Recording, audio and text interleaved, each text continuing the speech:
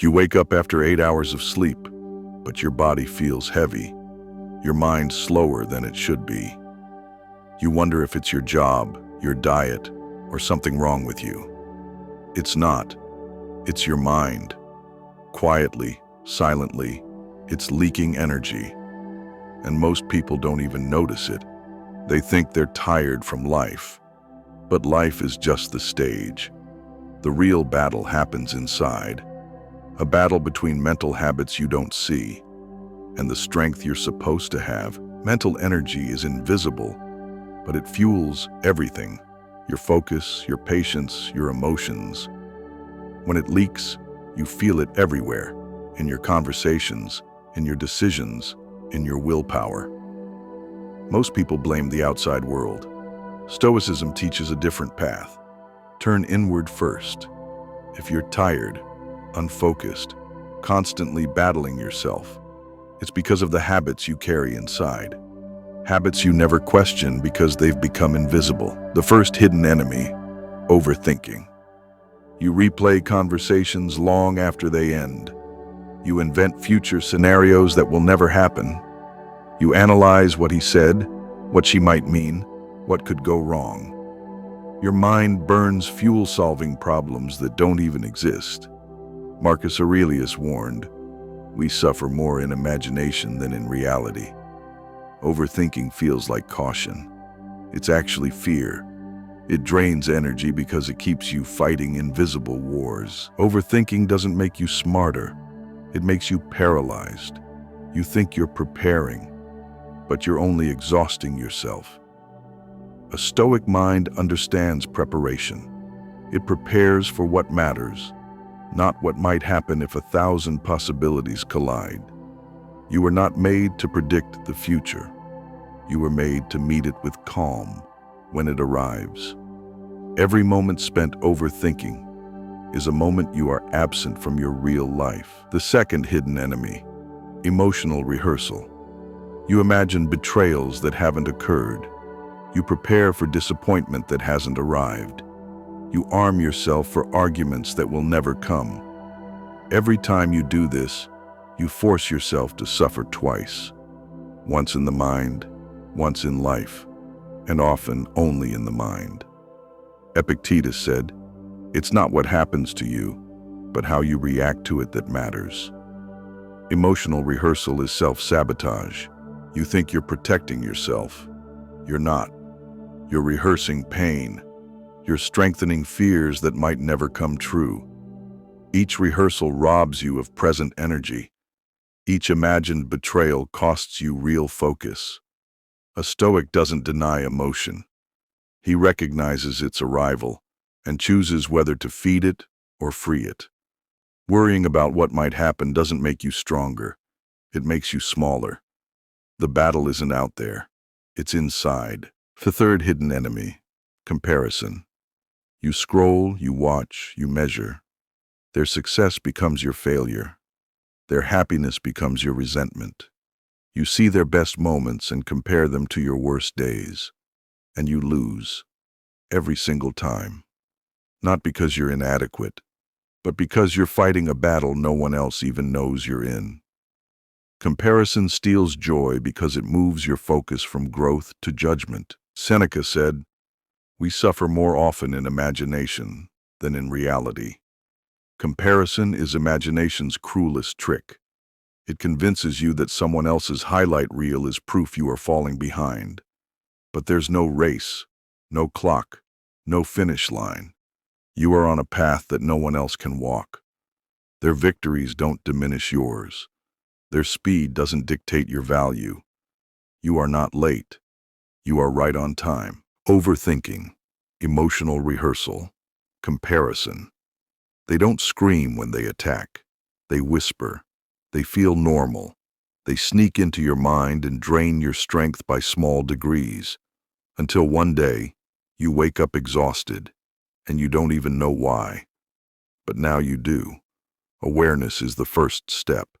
Seeing the invisible thieves gives you a chance to fight back, a chance to protect the fortress of your mind. The Stoics didn't waste energy on what they couldn't control. They didn't waste strength on battles they couldn't win. Their power wasn't in being invulnerable. It was in choosing where to bleed. You can't stop all negative thoughts from entering your mind, but you can stop building temples for them. You can stop giving them your attention. You can stop giving them your energy.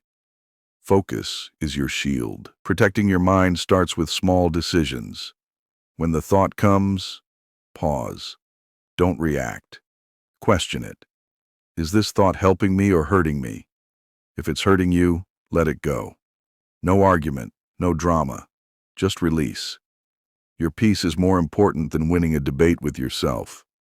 It's more powerful to guard your silence than to engage every fear that visits your mind. You don't need to think less. You need to think better, clearer, with discipline. Not every thought deserves your attention. Not every feeling deserves your reaction. You are not the prisoner of your mind. You are its commander, its architect, its protector, and what you allow to stay will grow. Build routines that clean your mind daily. A few minutes of stillness, a few pages of wisdom, a breath before every reaction. Not because you're weak, but because you're powerful. Powerful enough to wait, powerful enough to choose. Most of the world reacts. You respond. Most of the world chases. You wait. And in that waiting, you grow stronger. Discipline your mind, not by force, but by clarity. When overthinking tries to spiral you, anchor yourself. When fear tries to rehearse disaster, breathe instead. When comparison tries to steal your joy, turn inward. You were not born to suffer imaginary battles. You were born to build, to create, to endure. And the mind you protect today becomes the life you build tomorrow. Mental energy is sacred. Protect it the way you would protect your home. Guard the gates. Filter the visitors. Choose who and what gets to stay inside. Because once a thought enters deeply, it shapes you. It doesn't knock politely. It carves itself into your reactions, your beliefs, your identity. Guard your mind, and you guard your destiny. Most people don't lose their battles in public. They lose them in private, inside their minds, long before the world ever sees it.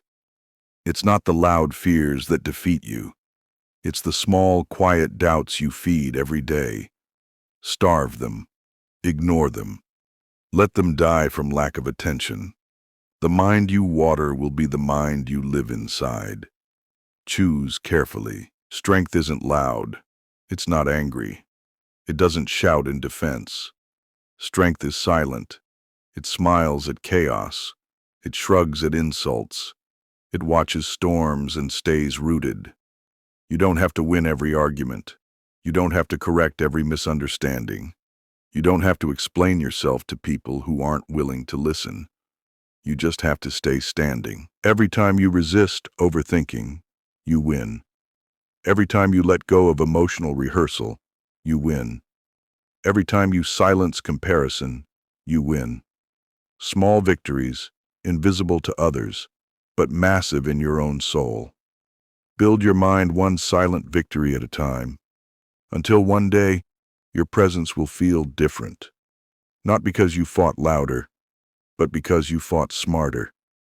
The world will still offer you chaos, still tempt you to waste your energy, still try to drag you into wars you don't need to fight. Smile, breathe, choose stillness. Every time you protect your mind, you protect your future.